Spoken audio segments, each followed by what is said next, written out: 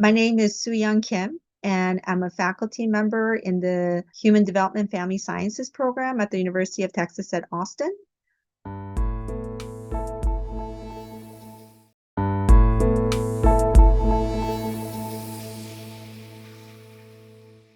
As editor of two psychology-focused journals, I often get questions about the ins and outs of the journal editorial publishing process.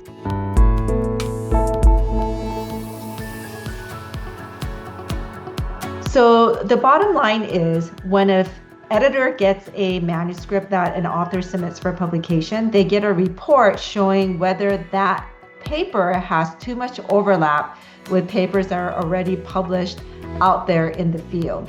And so any paper that has been posted to a preprint server is going to get flagged so that the editor has to make a decision as to whether they want to proceed with peer review with that paper. And oftentimes, I would say about 80% of the time when there's a high probability of content overlap with published papers, it's almost always with a preprint server like SciAR, XIV. And so in some cases, it is good to pay attention to your paper because the editor will be alerted about your paper, but at the same time, it's almost a false alarm. And so it's not unclear whether editors like getting that false alarm that there's a problem with this paper. So that's something to keep in mind that editors need to think about as they are considering whether they want to publish a paper that has already been submitted to a preprint server. But at the same time, the field of psychology is moving towards open science movement and sharing the work through open science and sharing the work through preprint servers like SciAR XIV is now considered good science practice.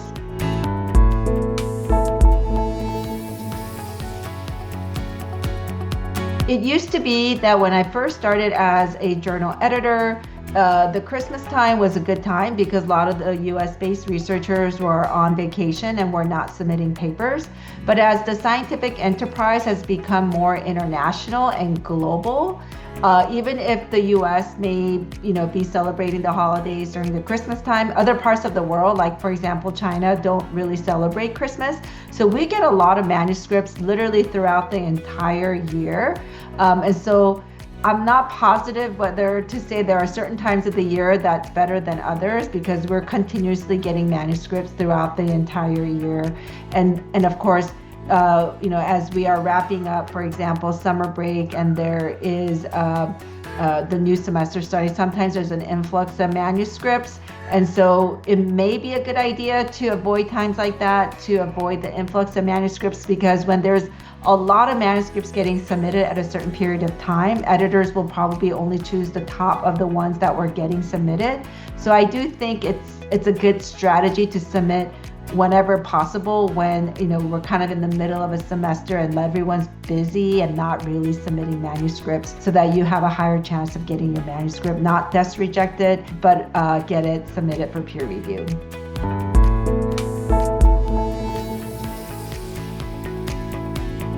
So it depends on the kind of rejection you get. Sometimes if you get a manuscript that's rejected, it can be a desk rejection where the editor did a review of your manuscript and decided that it wasn't really a fit for their journal.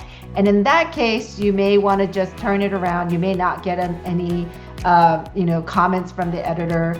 And you may need to just think about just resubmitting that manuscript somewhere else as soon as possible so that it doesn't sit on your desk. The other way your manuscript may get rejected is it went through a peer review process, you got some reviews, but the reviewers didn't like your paper and decided to reject the manuscript. In that situation, rather than just going to another journal right away, the recommendation would be to look at the feedback you've gotten from the review you did receive and make some edits on the paper, even if you're not going to go back to those same reviewers in that same journal, because the reviewer pool is so small in a given field. It's very likely the same people who reviewed your original manuscript will be the same reviewers who get selected as reviewers in a different journal.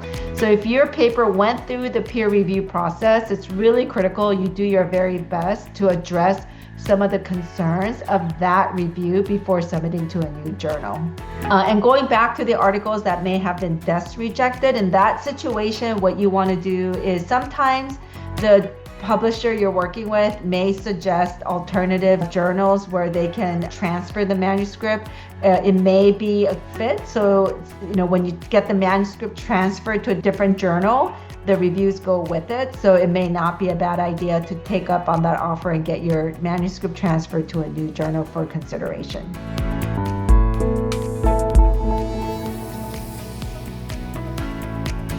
So it stands for CREDIT, which stands for Contributor Role Taxonomy, published by the National Information Systems Organization. And credit refers to 14 different roles an author may have had in writing a paper. And those 14 roles range from conceptualization, data curation, formal analyses, funding acquisition, investigation, methodology, project administration, resources, software, supervision, validation, visualization, writing, which is for original draft, and writing for review and editing. So a credit statement is simply a statement where each of the authors get listed and whatever role they played in getting that manuscript to publication or submitted for publication gets clarified in the author contribution statement.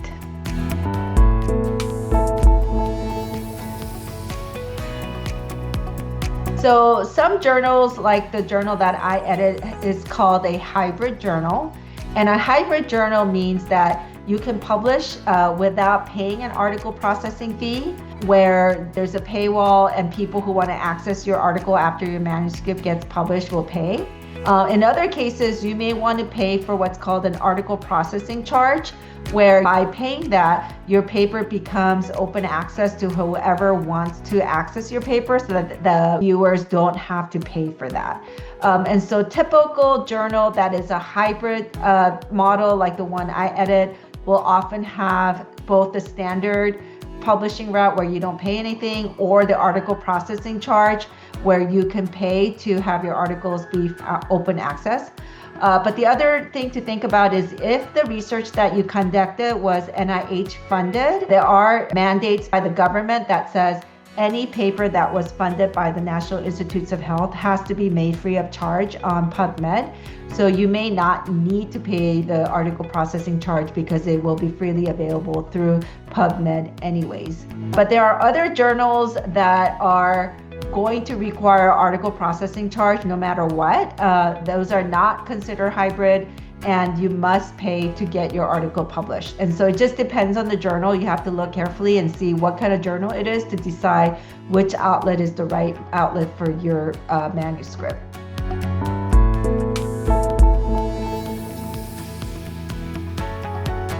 So typically, if you're lucky enough to get a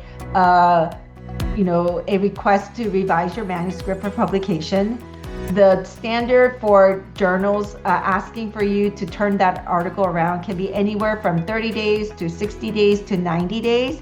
And in some cases, I've even seen 6 months to revise a paper. So it really depends on the journal. And oftentimes I do get requests for, extensions of a manuscript revision that was past due or is likely to be due soon.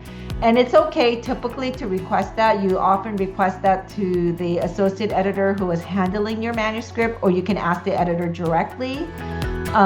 The one caveat to think about in terms of requesting an extension to a revision to a paper is that if it is a special issue typically will have very finite timeline as to when it needs to be published. And so if it's a special issue, then they're working on a very tight timeline. It may not be possible to request an extension of a revision to a paper.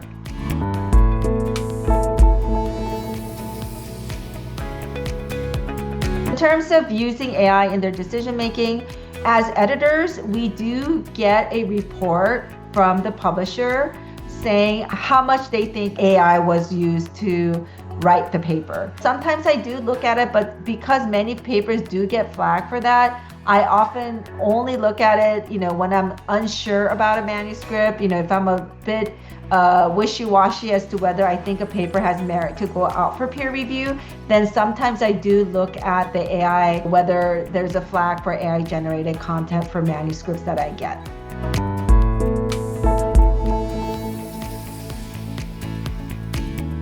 That is an absolute no-no. And we are expecting that the manuscript that is provided to the peer reviewer, because it's privileged communication that is not yet published, we're expecting that that peer reviewer will honor the request to not use AI to write their reviews, but do the review themselves. Because it's not yet published, it's privileged, and it should not be put into AI to write their reviews.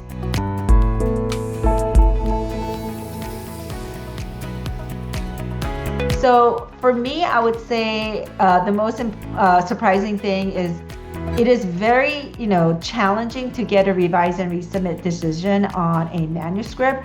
It takes years of work to get an R&R decision. And so when an author is given the opportunity to revise a manuscript, I strongly recommend they take the offer. And, in the years that I've been editor, I've only encountered one set of authors who said they didn't want to revise a manuscript because they didn't think they can address the reviewer comments. And so that really surprised me, because even if you didn't think you could address the reviewer comments, you can talk about the limitations of why you didn't think you could, how you addressed it in a different way, or collected more data or some other method. But I really do recommend authors do their very best to try to take up on the offer of revise and resubmit. And even if they can't address every concern to the fullest extent, it is still a good idea to try to attempt it, because you never know, whatever reason you may have may be good enough to get past the reviewers.